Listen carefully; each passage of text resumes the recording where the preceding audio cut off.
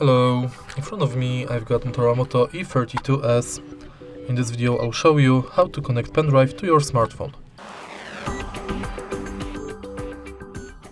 In the beginning, make sure that your pendrive has a USB-C stick and then simply plug it to charging port in your smartphone.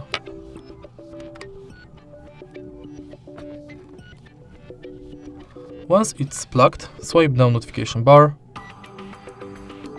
enter USB drive and select Explore. Now select between Files by Google or Files. Always.